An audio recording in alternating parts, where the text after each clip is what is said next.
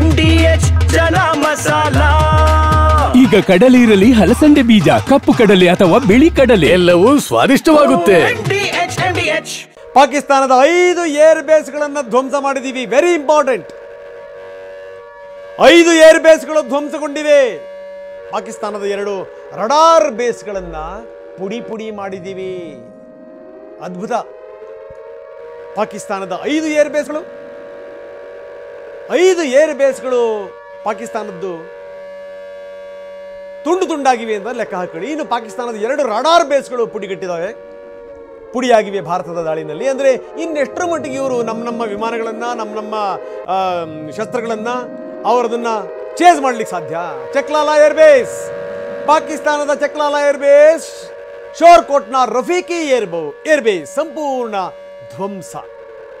ಮುರೀದ್ airbase ಕೂಡ ಸಂಪೂರ್ಣ ಧ್ವಂಸಗೊಂಡಿದೆ. ಮುರೀದ್ airbase ಮುರಿದು ಬಿದ್ದಿದೆ.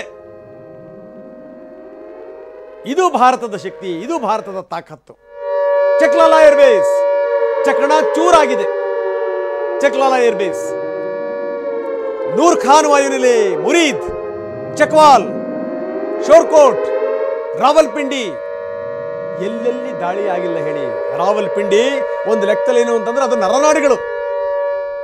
ಭಾರತದ ಸೇನೆಗೆ ಇಲ್ಲಿಂದಲೇ ಪೂರೈಕೆ ಎಲ್ಲವೂ ಕೂಡ. ಅದನ್ನೇ ಕತ್ತರಿಸುವಂತ ಪ್ರಯತ್ನವನ್ನು ಭಾರತ ಮಾಡಿದೆ, ಕತ್ತರಿಸುವಂತ ಕೆಲಸವನ್ನ. ಎಸ್, ಇದಕ್ಕೆ ಸಂಬಂಧಪಟ್ಟಂಗೆ ಸಾಕಷ್ಟು ವಿವರಗಳನ್ನು ಕೊಡ್ತೀವಿ. ಇನ್ನೂ ಬಹಳಷ್ಟು ಅಂಶಗಳಿವೆ. ಪತ್ರಿಕಾಗೋಷ್ಠಿಯಲ್ಲಿ ಹೇಳಿದಂಥ ಸಂಗತಿಗಳು, ಈ ಏರ್ ಬೇಸ್ಗಳು ಏನೇನಿದೆ, ಈ ಪ್ರದೇಶಗಳು ಏನೇನಿದೆ, ಅದು ದುರ್ಬಲ ಆದಮೇಲೆ, ಚಕಣಾಚೂರ ಆದಮೇಲೆ ಪಾಕಿಸ್ತಾನದ ಸ್ಥಿತಿ, ಪಾಕಿಸ್ತಾನದ ಶಕ್ತಿ, ಸಾಮರ್ಥ್ಯ ಎಲ್ಲಿಗೆ ಬಂದು ನಿಲ್ಲುತ್ತೆ.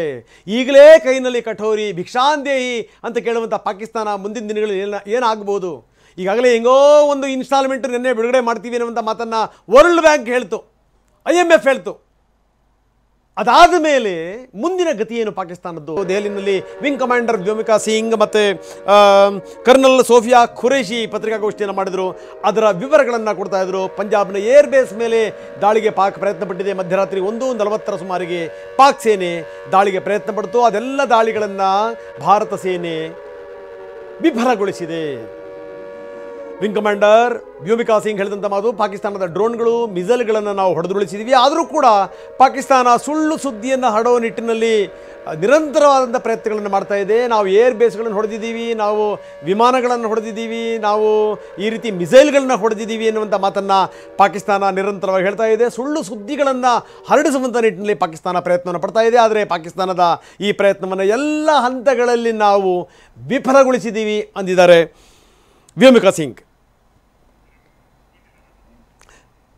ಪಂಜಾಬ್ನ ಶಸ್ತ್ರಾಗಾರದ ಮೇಲೆ ದಾಳಿ ನಡೆದಿದೆ ಅಂತ ಹೇಳಿದೆ ಪಾಕಿಸ್ತಾನ.